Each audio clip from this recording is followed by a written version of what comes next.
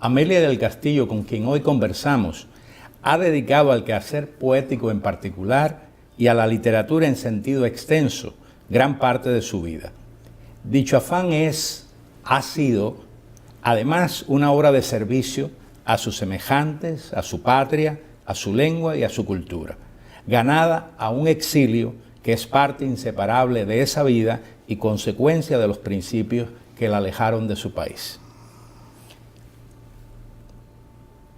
Amelia, ¿cuándo da comienzo la aventura poética de Amelia del Castillo? ¿Antes o a partir del primer libro? Mucho antes. Mucho antes. Mucho antes. Tendría, lo recuerdo bien, unos 12 años.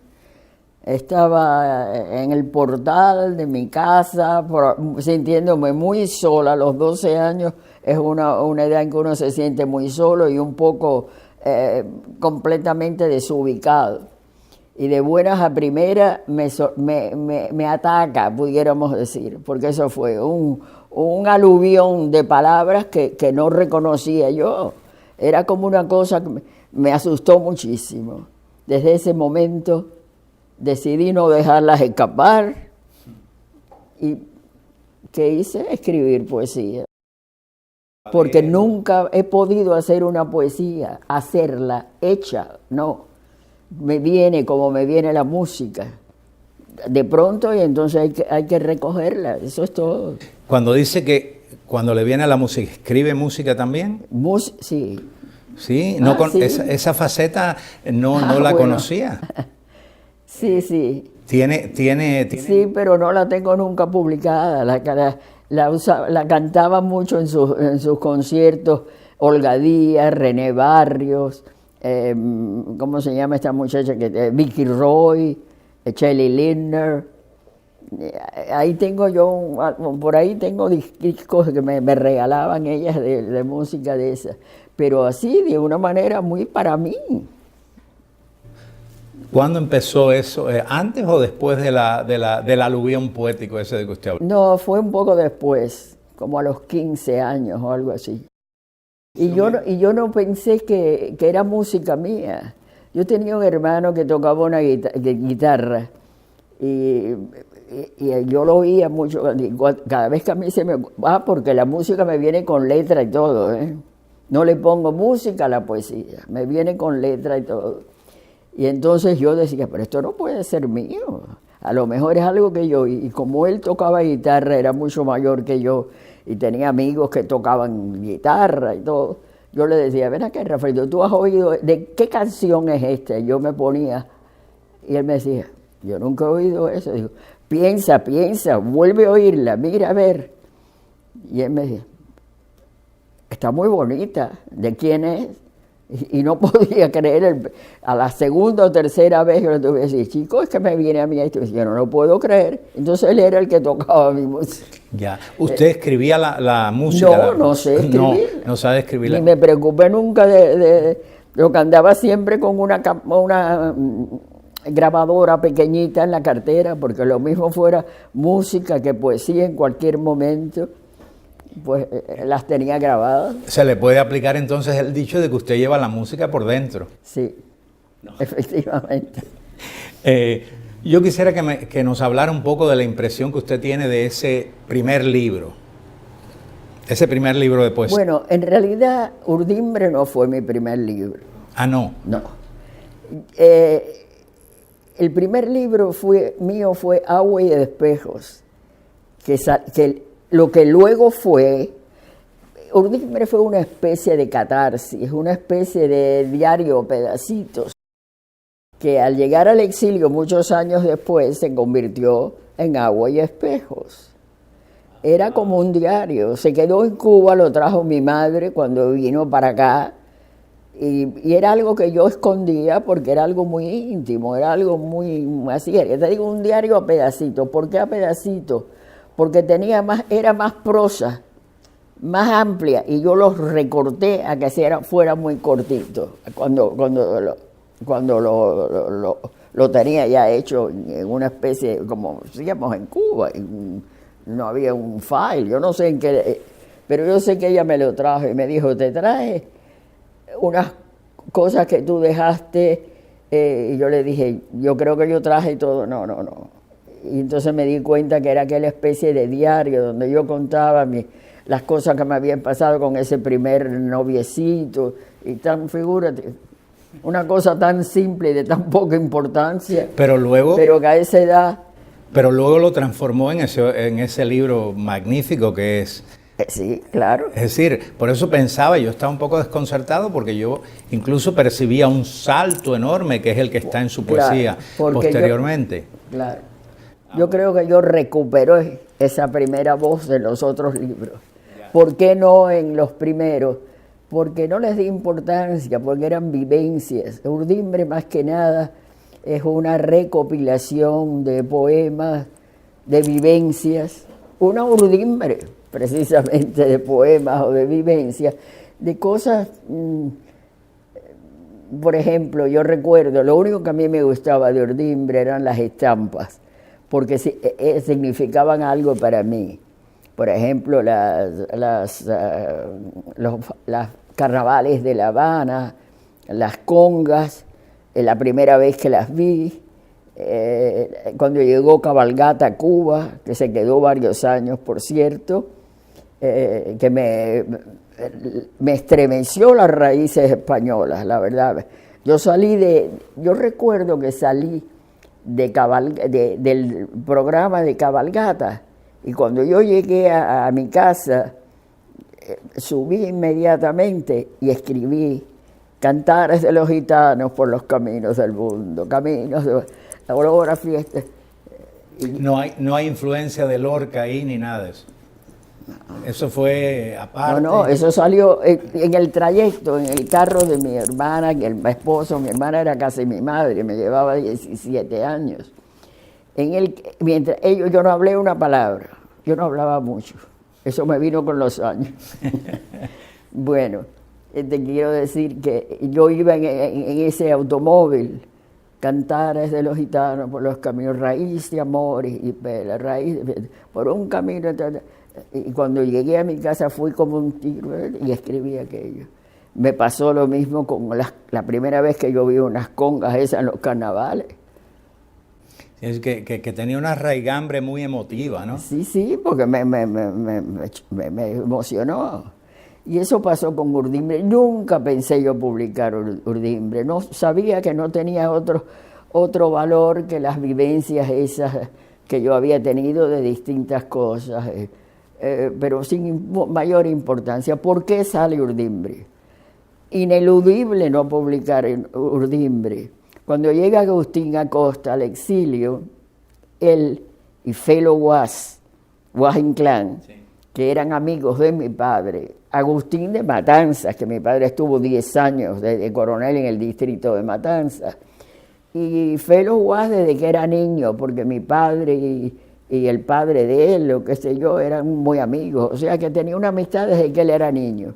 Y mi hermana, cuando me dice un día, van a venir a almorzar Agustín y Felo Guas Inclán, y yo quiero que tú vengas porque conozcas a Agustín. Ella estaba muy orgullosa de tener una hermana que desde niña ella decía que yo era poeta. Entonces me compromete en medio de una visita como a la niña de los zapaticos de rosa. Ajá. Siempre me hacía leer algo y a mí no me gustaba nada de eso. Yo todo lo tenía para mí. Era como no sé, una pena de expresar. Es muy duro poder expresar. La poesía te desnuda por dentro. Claro. Y a mí eso no me gustaba, yo era muy cerrada. Y efectivamente, yo no llevé nada conmigo a casa de mi hermana, porque ya estábamos aquí. Y ella de pronto se levanta y se aparece con el papel, las cosas, el original, escrito en máquina de Urdimbre. Y yo dije, ay Dios mío, de esta no se salva nadie. Y efectivamente, mira Agustín, porque Amelita, porque mi familia me decía Amelita, Amelita escribe y escribe poesía. Ah, sí, pero que no me diga. Los matanceros siempre dice, bebió del agua de, no sé, del algo que hay que matanza, sí, sí, que dice que es de los matanceros. Bueno, pues entonces empecé yo dije, las estampas, que es lo único que me gusta a mí de eso. Y yo las decía muy bien. Y entonces Agustín se fascinó y se pone a leer el libro y le dice, ¿me lo puedo llevar? Porque me ha gustado muchísimo esto y qué sé yo. Entonces mi hermana le dice, sí, y lléveselo, y le dice a la mujer de Agustín, pero que no me lo pierda, porque esto es yo creo que ella ni ha guardado esto. Y entonces a los 2 o 3 días llama a mi hermana y le dice, hay que publicar ese libro y yo le voy a hacer el prólogo. Te los pongo, se los mando, se los pongo en correo en 2 o 3 días. Y me dice, tú le puedes decir, no, yo no voy a publicar eso. Figúrate.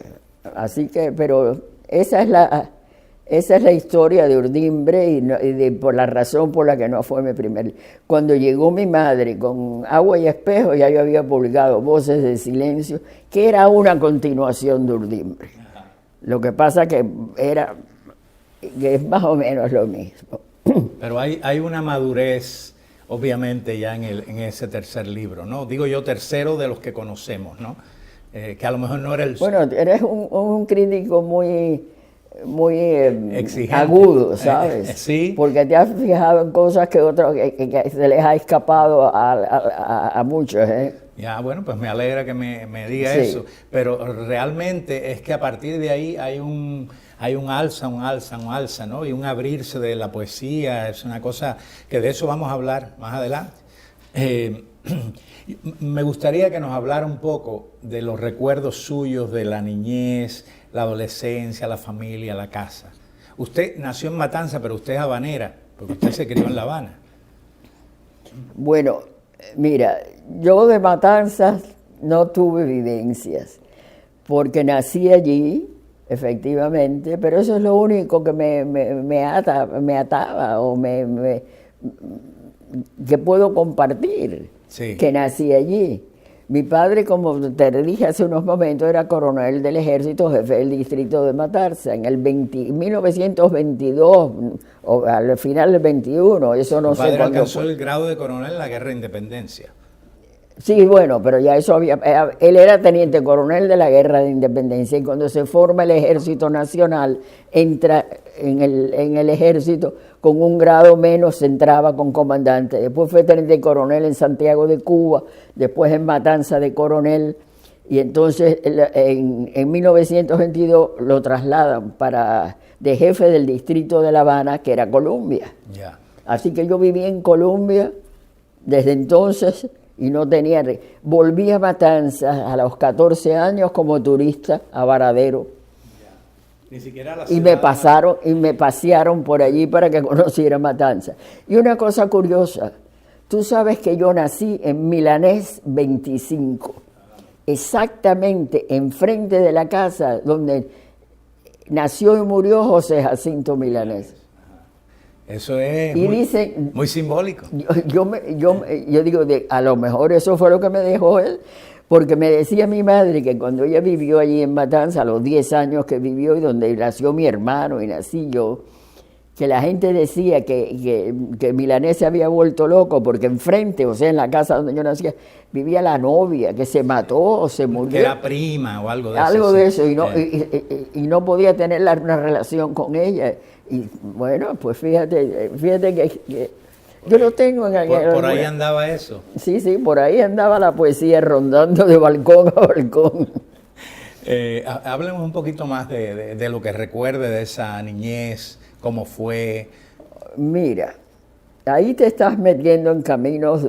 En camisa de 11 varas. Sí, de 11 varas, porque no terminaríamos mañana. Y yo la verdad que no tengo tanta fuerza. Me encanta que están aquí, pero si nos podemos ir a dormir, porque no puedo quedarme tanto rato. ¿Por qué te digo esto?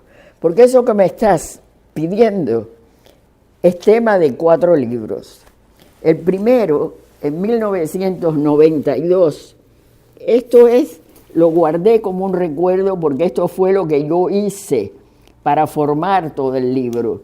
Ese libro, La familia Núñez del Castillo, eso fue lo que se lo regalé yo a mi hermana, todo eso, de aquellos documentos que te dije que yo tenía en Cuba y que le interesaron tanto a Porter Vilar.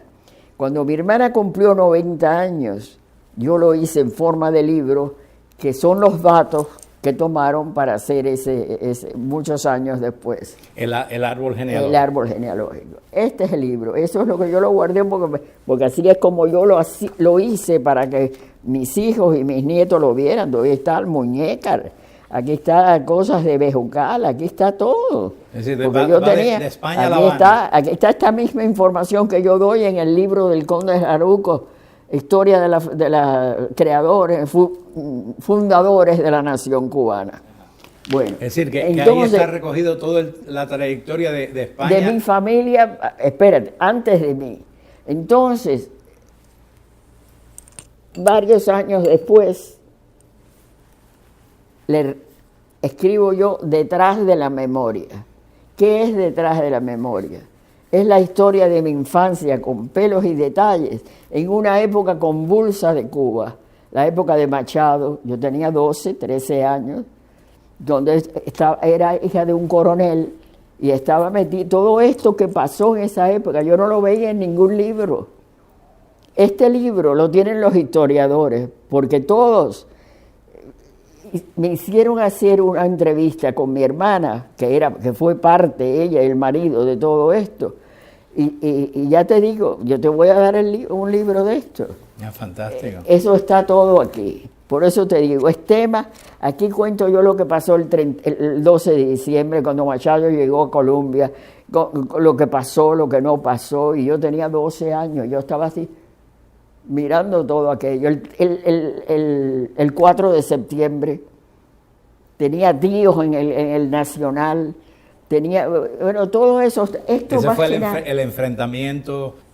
Esto más que nada está dedicado a mi padre y a toda esa época convulsa que yo nunca había visto en ninguna parte. Mira, tú ves, este es mi padre. Ya. Entonces aquí todo Colombia, por ejemplo, el coche del coronel, Colombia y el coronel. Todo esto, y estoy ahí, pongo yo donde vivía, las casas dentro del campamento, cómo eran y demás. Y ahora está ese libro entero, ahí, Ayer, Hoy y la Memoria, que es esto, tal como está aquí, y además de eso, la otra orilla. Porque entonces pongo, cuando yo llegué aquí, mi historia desde aquí, los congresos, experiencias que tuve en varios congresos, el encontronazo de los en varios lugares, pero muy interesante el de México con la delegación de Cuba. Fíjate, y esos recuerdos los compartí allí. La única que era aquí, por ejemplo, de eso era Uva Clavijo. El otro día en el homenaje o reconocimiento que me dieron en el PEN, ella me decía, ¿te acuerdas que el encontronazo de México? Porque tuvimos que oír esa cosa absurda en una ponencia, decir, en Cuba no le falta una lata de leche a un niño. Cuando eso era como diciendo una defensa de la revolución, una lata de leche. O sea, cosas de esas absurdas. Y bueno, todo eso está... ¿Usted se sintió obligada por lo menos a decir algo? Bueno, pues entonces todo eso que tú me preguntas está también en Ayer, Hoy y la Memoria. Ya. Bueno, por supuesto, si hablamos de eso nada más se nos va la entrevista en eso, pero cuéntenos algo, usted, además fuera del campamento, digamos, usted tiene... Bueno, mira, yo viví los primeros 6 años de mi vida dentro del campamento, o sea, cuando vine de Matanzas estuve después 6 años viviendo dentro del campamento. Entonces, entonces mi padre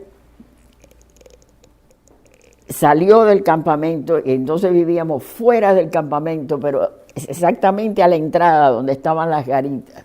Allí viví hasta los 17 años, 18 años me casé.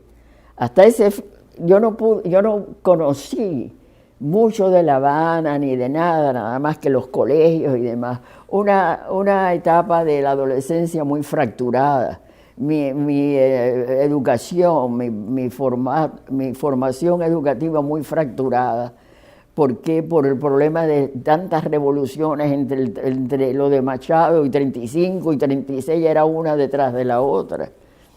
Cuando yo terminé, empecé, digamos, cuando ya yo tenía 13 y 14 años, que uno termina la primera enseñanza, los institutos cerrados, meses. Entonces me mandaban para que no estuviera ociosa a estudiar inglés, a estudiar esto, a estudiar lo que sé yo, a la Havana Business Academy, a estudiar algo para ocuparme. Mire, abrían los institutos.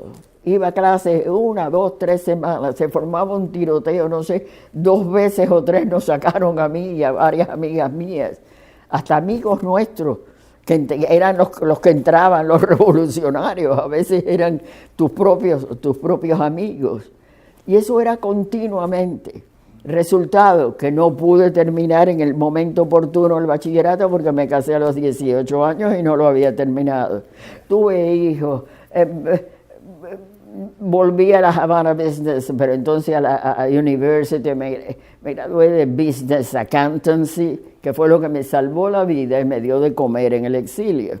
Porque como te dije, fui controller de corporaciones públicas y demás. Así que fue una cosa muy fracturada, me afectó mucho, porque después en la universidad, lo que me pasó en el instituto, me pasó luego en la universidad. Que cuando empiezo también cerraron la universidad, a veces meses enteros. Cuando volvías, entonces, otra vez la misma cosa. Todo eso me afectó mucho, pero bueno, pero usted estudiaba historia, me dijo. Yo estudié en la universidad. Filosofía y letras. Filosofía y letras. Ya.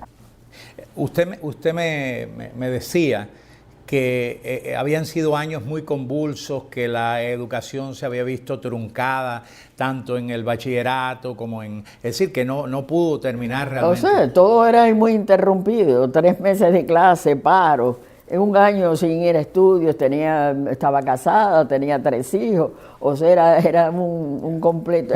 Entonces, cuando regresó a la universidad, ¿ya estaba casada? Sí, no, yo me casé a los 18 años y la verdad que, por eso te dije que me habías dicho de mi experiencia en La Habana o eso. Yo viví hasta los 17 o 18 años, yo conocía nada más que Miramar, el club, Colombia, era mi vida. Conocí muy poco de La Habana. Galeano y San Rafael, las tiendas, porque íbamos a comprar ropa o algo así. Pero nada más. Fue después que yo tuve 18 años cuando yo participé de lo que era La Habana. Y era muy común eso en las muchachas de esa época, que digamos esa vida así tan, pudiéramos decir, regimentada. ¿Era común a las muchachas en esa época o no? ¿Cómo era? En lo que usted dice de esa vida regimentada, ¿no? De que usted iba de aquí, allá, pero no conocía. ¿Era común a las Bueno, no era que no íbamos a muchas partes, es que teníamos como un grupo, un círculo. Tú sabes que en Cuba, una cosa muy curiosa, las personas de clase media vivían como millonarios, los millonarios aquí. Sí, claro. Personas que trabajaban en una tienda, por ejemplo, en el Encanto, ¿no? Eran socios del Miramar Yacht Club o del Casino Español o del Náutico. Y entonces mi vida entera fue hasta los 12 o 13 años el círculo militar que estaba al lado del Yacht Club. Entonces estaba el Billmore. Es decir, que era una experiencia... O sea, no íbamos a San Susi, pero era el grupo del Miramar, era el grupo de este... Otra cosa que a mí me apartó mucho de todas esas otras relaciones, nunca conocí un escritor en Cuba. La gente se asombra y no es de asombrarse, es precisamente por eso. Me casé muy joven, tuvo muy pronto los deberes de una casa, hijos y todas esas cosas. Y además, que creo que tiene mucho que ver con el haber vivido tanto, yo era muy deportista. Ah, sí. En la primera enseñanza siempre era la que me presentaba cuando en el colegio, en las Ursulinas o en Sepúlveda. Alguien que quiere hacer la gente hacía educación física, a mí no me gustaba hacer educación física. Yo me apuntaba, como decía, ¿quién se apunta? Como decía, si decían básquet. No me gustó el básquet porque sabía que rozarse con la gente y no me gustaba.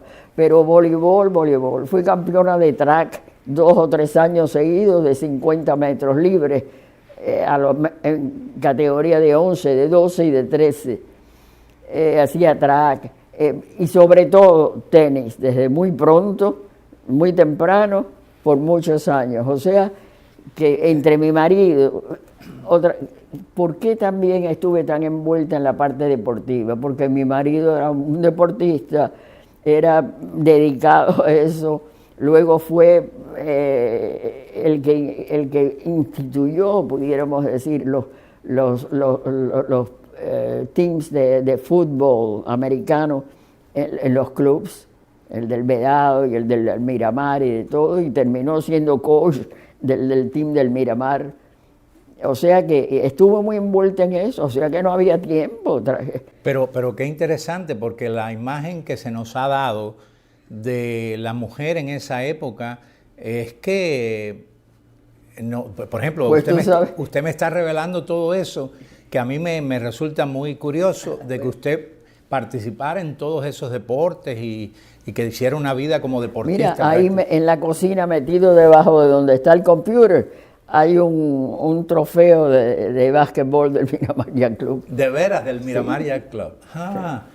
Oiga, pero qué interesante. Pero yo digo, eso no, para mí no tiene valor ninguno y está metido ahí. ¿Qué voy a hacer yo con eso a estas alturas? Esa fue una cosa esporádica. Sí, pero lo interesante es que usted tuviera la disposición y la bueno, posibilidad. Porque me gustaba mucho. Pero no tuvo de su esposo ni antes de sus padres, eso, ningún tipo de limitación. No, mi padre no era deportista, pero sí le gustaba el campo, era muy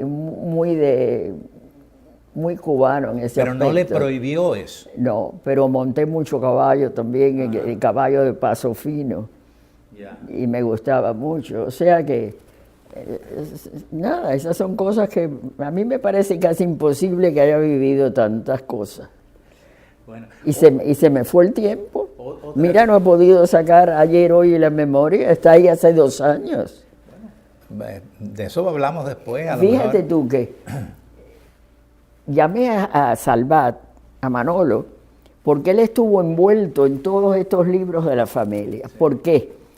Porque cuando yo decido hacer todo esto, ponerlo para dejárselo a los míos, a mi gente, me encuentro que yo tenía notas de todo eso, pero el libro importante que tenía mi padre, que es Fundadores de la Nación Cubana, sí, no lo traje, el tomo 4.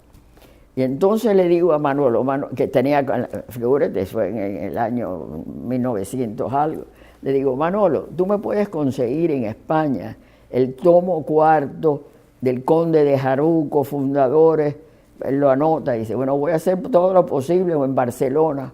Bueno, pasaron varios meses. Entonces me llama un día a mi casa y me dice, Amelia, te lo encontré. Digo, ay, qué bueno. Dice, bueno, espérate, no te me entusiasmes porque hay un problema. No me venden el tomo 4, me venden la colección completa, que eran 6 tomos. Entonces eran casi 400 pesos algo. Y yo dije, pero entonces dije, ¿qué caramba? Yo no dije ni una palabra, yo me las arreglé y yo le dije, cómprala. Vine para acá, entonces alguien después se enteró, un amigo de mi hijo, Frank no sé qué, de Arango.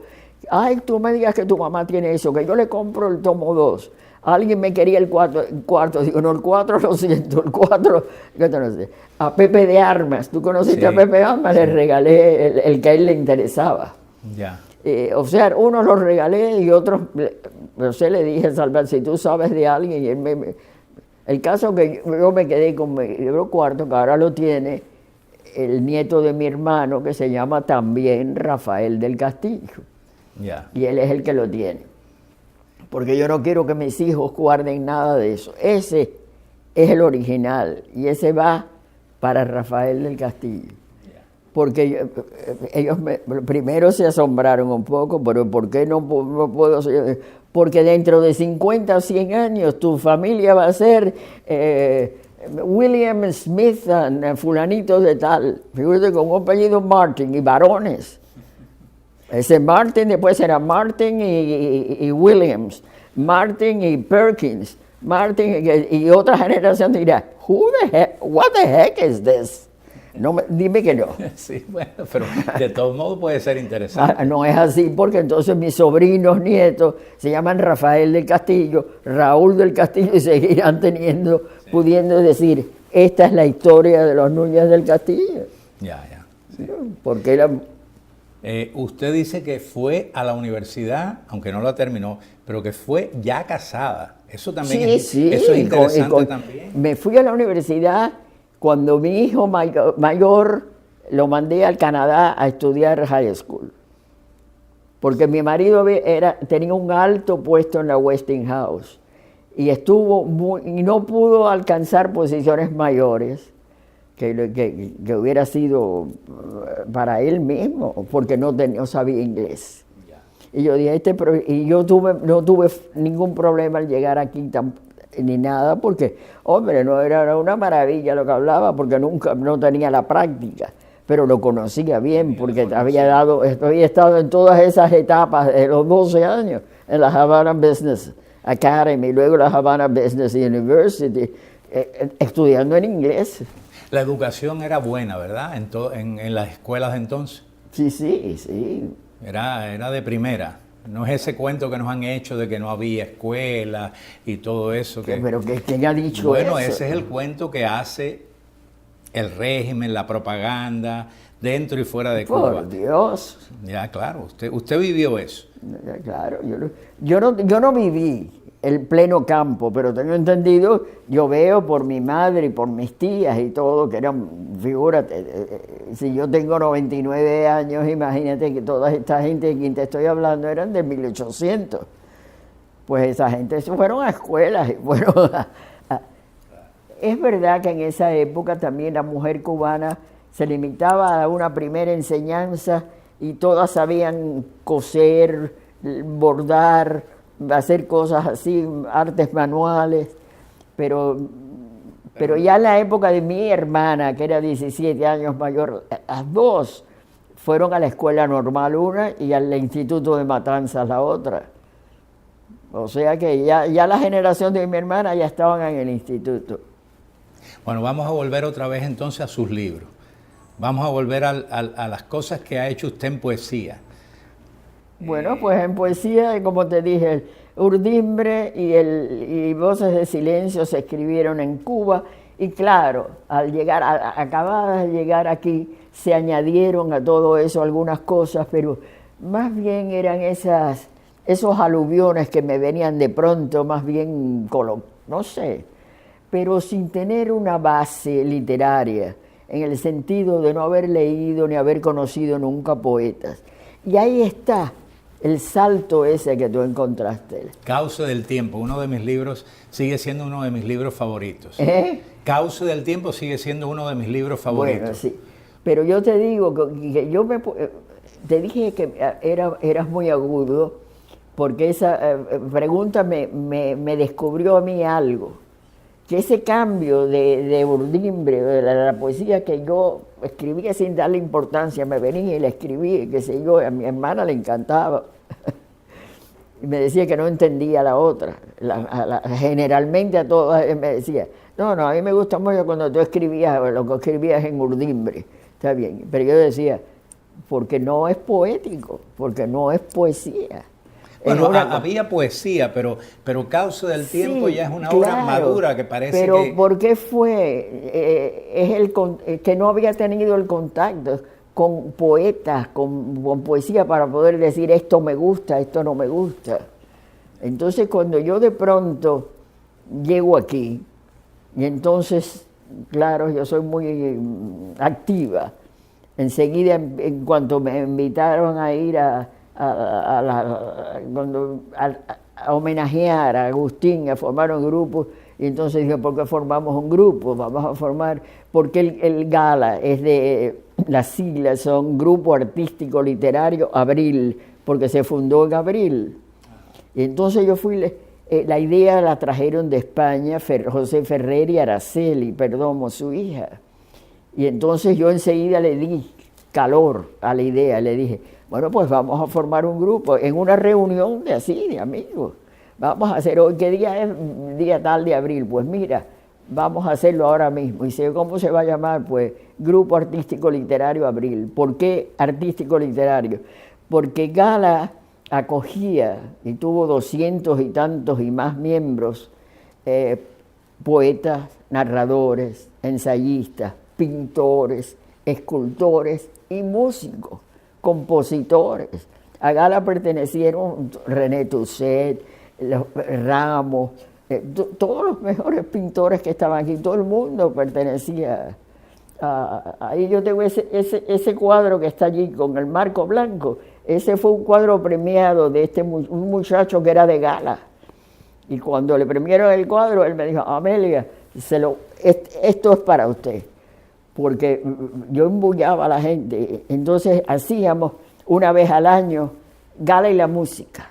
Y entonces los compositores de Gala eran los que actuaban. Gala y la poesía, Gala y la narrativa, Gala y así. O sea, Gala y la pintura tenía 2 salones, el salón Menocal y el salón, no me acuerdo cómo se llamaba ahora. Es decir, que no se limitó solamente incluso a hacer actividades, sino a promover figuras, claro, y hacer todo. Y Gala funcionó 20 años, de 1977 a la llegada de Agustín hasta 1997, con toda esa labor, como 14 años o 15 de esos 20 años, haciendo los actos anuales, siempre en el Kovacs Center, o en la biblioteca de Coral Way, donde lo hace ahora el Penn. Así continuamente. ¿Por qué se acabó Gala? Porque Amelia no pudo seguir. Mi marido se enfermó. Amelia era la figura, la que daba. Yo invitaba a la gente a que fuera, invitaba a gente joven. Mira, eso todo lo comentó Julio Storino en el reconocimiento de eso del otro día. Amando Fernández, que fue un tremendo poeta, sí. Yo llamé a Amando una vez y le dije, Amando, necesito que seas presidente de Gala y que traiga gente joven. Gala ya está funcionando hace 20 años y necesito gente joven para que atraigas a los poetas jóvenes. Uva Clavijo, Uva le llamo, todos eran amigos míos. Uva Clavijo me dice, Amelia, estás loca, si estoy haciendo el doctorado, yo no tengo tiempo para nada de eso, me encantaría porque ya era de Gala. Y entonces yo le dije, no tienes que hacer nada, no te ocupes, yo sigo funcionando, yo seguía siendo la presidenta de Gala. Yo le decía, yo te digo todo lo que tú tienes que hacer, yo te resuelvo todos los problemas, pero yo necesito que me ayuden. Y necesito pero nada más que cuando haya un acto, no te pido que sea continuamente. Bueno, y así fueron presidentes Julito y Uva, y trabajaban. Uva trabajaba, estudiaba horas, y Julito decía, si tengo dos trabajos, uno en un restaurante en Miami Beach y otro no sé dónde vendiendo no sé qué. Sí, pero ¿y usted también trabajaba en esa época? Sí.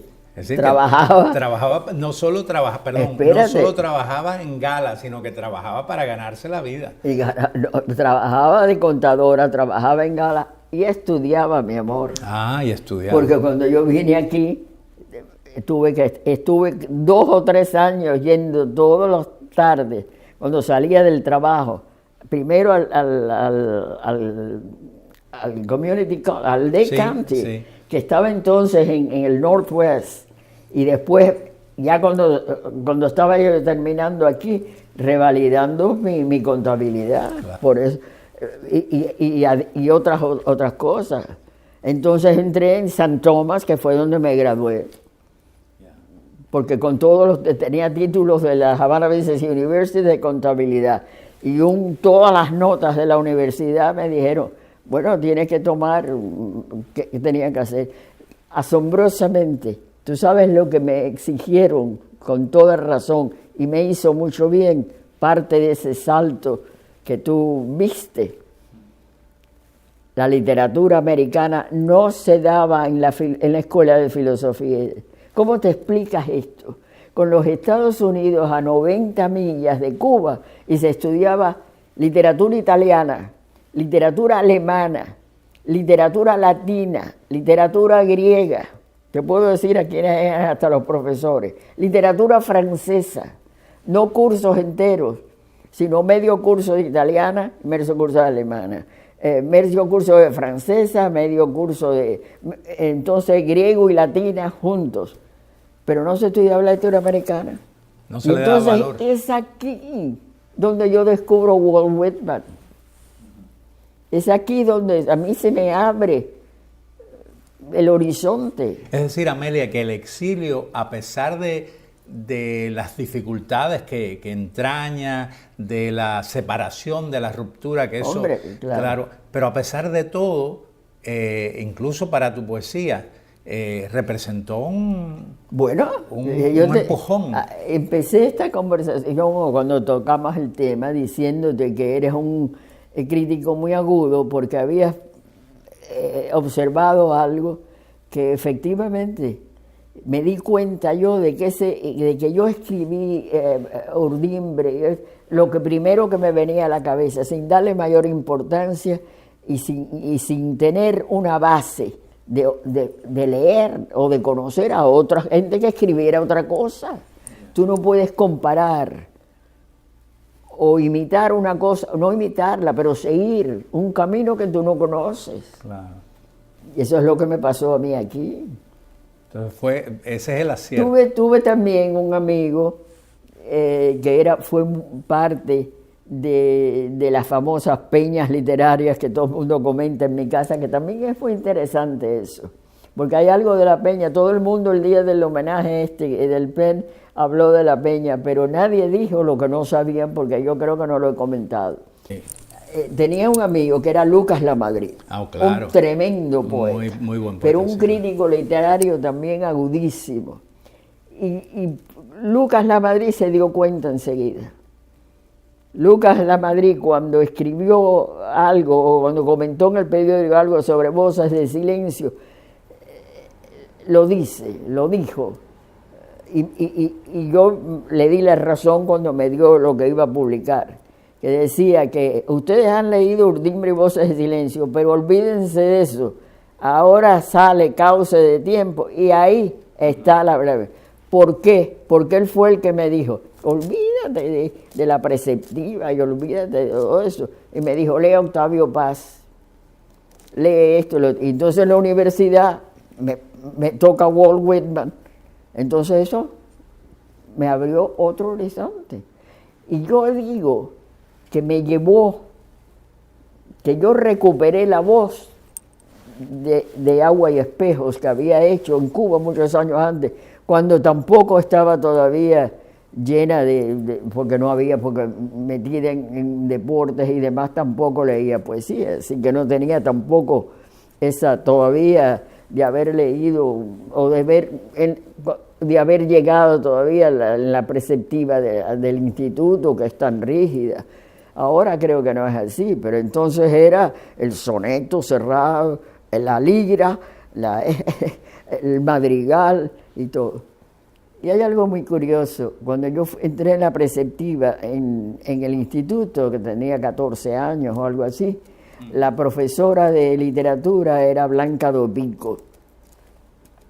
Y cuando ella enseñaba, por ejemplo, lo que era el soneto y qué sé yo, las tareas que nos ponía era, bueno, yo quiero que ustedes identifiquen qué es un soneto, así que seguramente libros que tienen en sus casas sus padres o sus hermanos o algo, escojan y entonces me lo copian y a ver si ustedes saben identificar un soneto.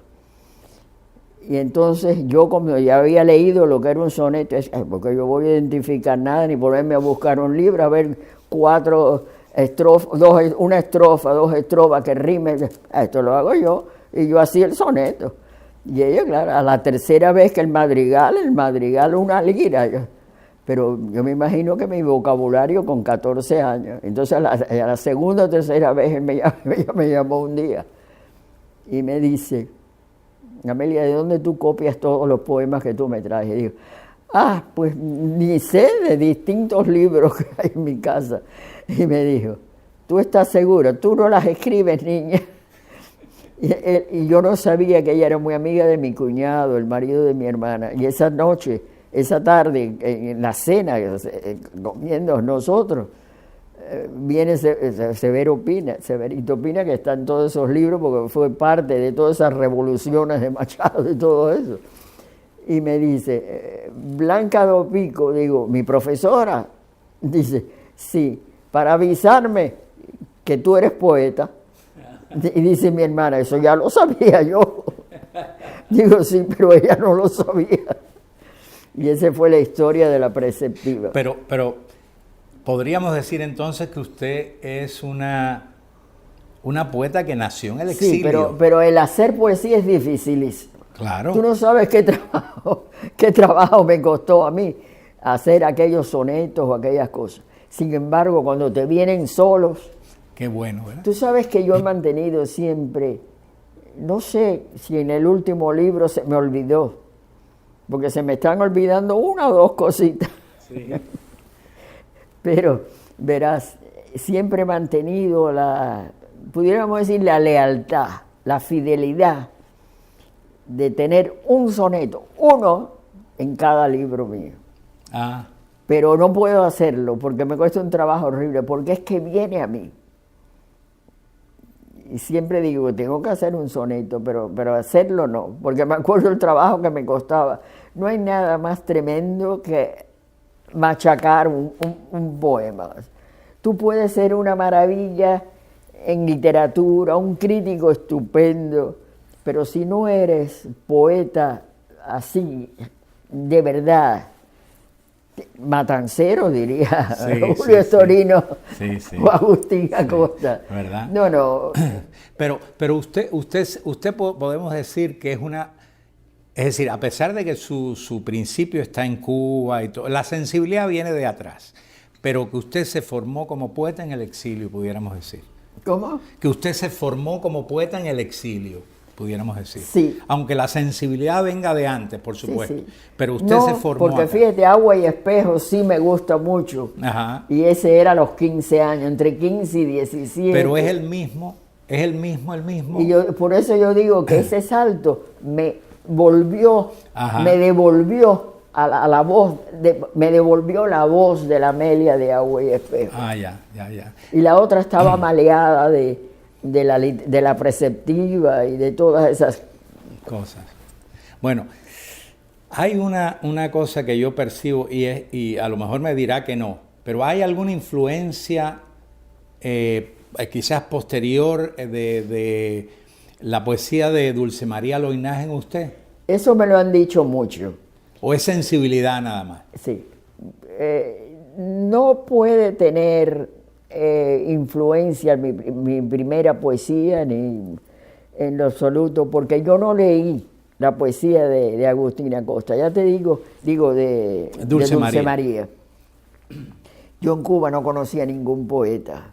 Conocía al padre de eso, pero nunca, en mi casa no había nadie que me influenciara o me guiara por ese camino o algo, ni a mí me interesaba. Yo o estaba jugando tenis o estaba en un campeonato de esos de intercolegial, en alguna cosa, jugando por el Miramar voleibol o cualquier cosa de esa. Entonces yo aquí, cuando yo llegué aquí fue cuando me interesé, cuando empecé en la universidad me empecé a interesar un poco, pero ya yo, esos fueron los últimos 2 o 3 o 4 años, después salí de allí. O sea que no, pero sí tenemos afinidad. Me gustaba mucho. Sí, la afinidad. Me gustaba mucho, pero no la leí como para influir. Pero sí, reconozco que existe influencia de todo lo que te gusta. Eso sí. Si tú te vistes de una manera y te vistes bien, es porque te gustó cómo se viste alguien. Si tú hay alguna cosa que sigues o que disfrutas, o que te complace, es siempre algo que te guste. A mí me pasó con Lorca, me pasó con Becker. ¿Qué me gustó de Becker? La poesía corta. Tú no me verás a mí escribir una poesía de páginas y páginas. Nunca me gustaron. Son muy corticas. Sí, muy sintéticas. Y también en los últimos, bueno, no en los últimos, desde el tercer libro yo diría, usted es como un ascenso y es como si un abanico se abriera. Y usted va incorporando no solo el yo siempre va a estar, por supuesto, pero usted incorpora una nota filosófica, una nota, ya no es yo, sino es... Bueno, pero fíjate, tienes que tener en cuenta también que mis 3 últimos años en la universidad estaba inmersa en la filosofía, en la Universidad de La Habana, en el tema ese. Y otra cosa también, que la vida te va enseñando mucho, las vivencias. Yeah. No es solamente que es el exilio, es que cuando yo llegué aquí fueron muchos traumas y muchas cosas que afrontar, y todo eso te cambia completamente tu manera de ser. Ya no ves las cosas con esa ligereza. En Cuba era levantarse todos los días y sí, un problema político, un problema de revolución, pero tu vida íntima en tu casa seguía siempre lo mismo un día tras otro día. Y aquí cuando llegamos afrontamos muchos problemas. Hay un poema en particular, hay muchos, pero hay uno que se llama Centinela, sí. De uno de sus libros, Las aristas desnudas. ¿Usted quisiera leer ese poema?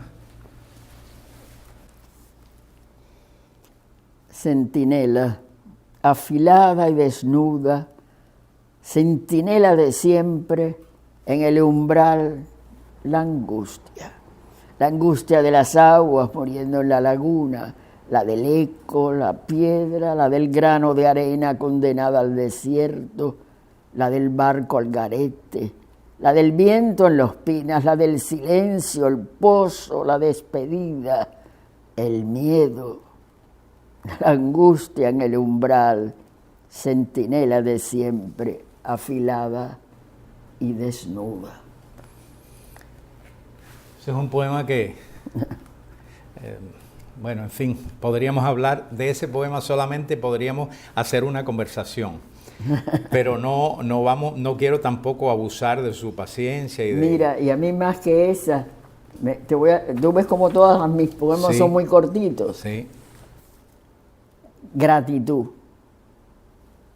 Gracias por la luz que sé, aunque no esté en mis ojos, por la voz y el silencio, por el vuelo y el tañer de las campanas, por la piedra y la flor, por la raíz que me sustenta y los sueños que nacen y mueren cada día, por el regalo de la vida y la sabia promesa de la muerte.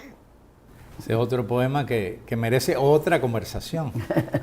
Así es que, Amelia, yo no quiero abusar más del tiempo y de la paciencia y de todo, pero le quiero agradecer enormemente que me haya permitido entrevistarla y que pudiéramos hablar de un poquito, ¿no?, de su experiencia, de su sensibilidad y de su poesía.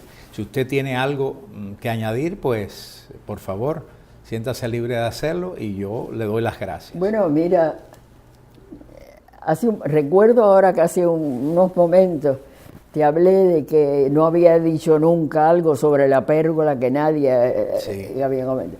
El día del acto del PEN sobre la trayectoria mía en el exilio, 3 o 4 de las personas que hablaron de las reuniones en mi casa, donde se reunían todos los que ya se han ido, Lidia Cabrera, Carlos Montenegro, Enrique Labrador Ruiz, tanta gente, Carmen Conde cuando venía de España, que se pernoctaba en mi casa, se quedaba Lidia Cabrera, bueno, Floriti, Agustín Acosta, toda esa gente, los otros escritores los conocían en mi casa. Pero entonces alguien una vez dijo, a mí nunca me invitaron o algo por el estilo, que me lo perdí, qué sé yo.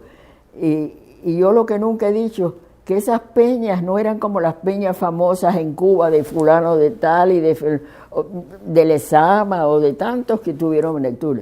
No eran programadas, no se sabía cuándo eran, no se invitaba a la gente. ¿Cómo surgían?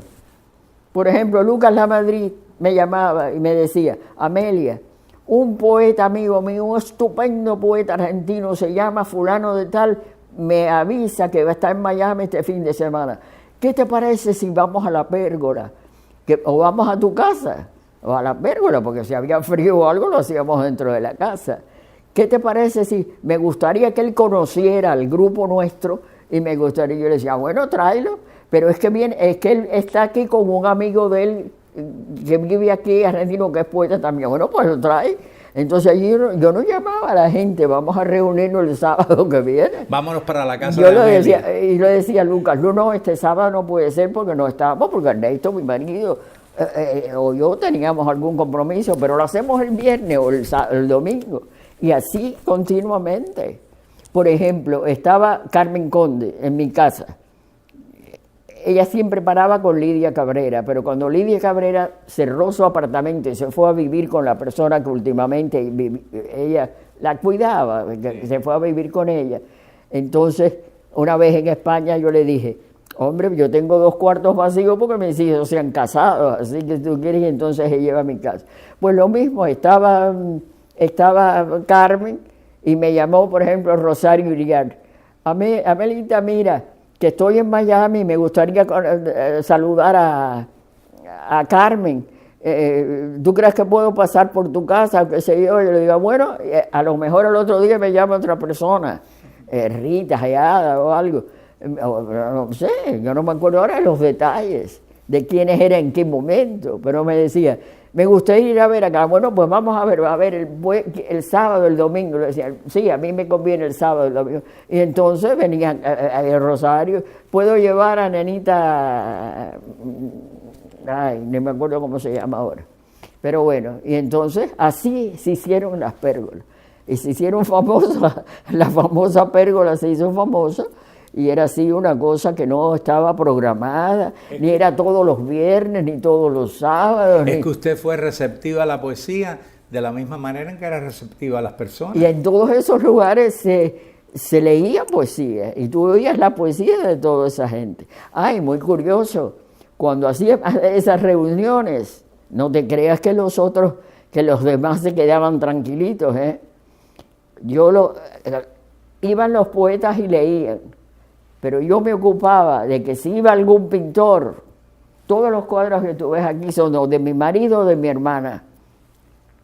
Entonces yo ponía a trabajar a los que iban a oír a los poetas. Entonces, le decía a Raúl Shelton o a mi hermana Azula, vengan el sábado que voy a hacer algo porque quieren venir a ver a Carmen, pero ustedes no se crean que se van a sentar a oír nada más a los poetas, eso es nada. Traigan para pintar y traigan sus caballetes. Y entonces mientras nosotros leíamos y todo eso, ellos estaban, y después se rifaban los cuadros. Yeah. Yo no sé cuánta gente, Luis Mario, que creo que se murió. Sí, murió. Murió Luis Mario, sí. De pronto yo no supe nada de él. Luis Mario siempre me decía, yo tengo un cuadro bellísimo de tu hermana Azula. Digo, sí, de una de esas reuniones. Yeah. Conoció también a Reinaldo Arenas. Sí, conocí a Reinaldo Arenas, pero conocí poco a Reinaldo. Reinaldo estuvo poco tiempo en Miami y yo no lo conocía tanto ni tenía no era tan cercana a él. Pero me acerqué a él como una bienvenida de gala. O sea, me lo invité a mi casa, a una de las reuniones, y qué sé yo, para que él...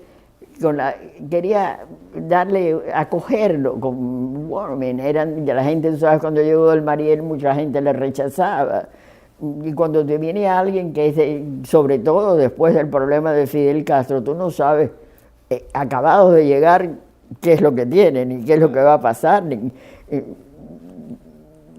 Muchos de ellos pensaron que nosotros no los acogíamos o que nos tratábamos mal o que los mirábamos de cierta forma. A mí me pareció bonito invitarlo a integrarse a Gala. Y sucedió que justamente en esos días, en esas semanas, gala estábamos programando un homenaje a Lidia Cabrera, Enrique Labrador, Luis y Carlos Montenegro, los tres narradores. Entonces ya teníamos comprometida, o ella se comprometió, porque desde el principio Josefina Inclán, que había escrito varios libros, inclusive un libro sobre Lidia, me dijo, yo quisiera hablar de Lidia. Yo le dije, perfecto, tú tienes obras sobre ella. Entonces, el hermano de Virgilio Piñera, que había sido profesor mío de la universidad. Humberto Piñera. Humberto, se me fue el nombre. Yera, sí. Sí. Exacto, pues Humberto, que también era de gala y también siempre estaba en las reuniones nuestras, me dijo, yo voy a hablar de Enrique Labrador Luis, ellos eran muy amigos. Y entonces dije, qué casualidad, acaba de llegar esto y lo recibí en mi casa el otro día, lo voy a invitar a hablar de Carlos Montenegro. Y después él me confesó a mí, me dijo, lo voy a aceptar, Amelia, porque es una invitación suya, pero a mí no me gusta mucho la obra de Carlos Montenegro. Digo, bueno, pues mira a ver cómo tú te las arreglas, pero tú tienes... Dice, no es que la encuentre mala, pero es que... Sí, estilos muy diferentes, ¿no? Eran muy diferentes, claro. Sí. Yo le dije, pues mira, yo creo que... y yo le dije, mira, es una acogida que te hace gala aquí en Miami, cuando llegas, no puedo hacer nada más por ti, te vas a ir. Bueno, este es un acto bonito. No, pero él apreciaba mucho a usted personalmente y no lo sé, porque sí, él estuvo tan poco tiempo. Sí, pero aquí. Sí, me lo comentó en algún momento. Bueno, Amelia, muchas gracias. Bueno, primero vamos a ver si hay pastelitos.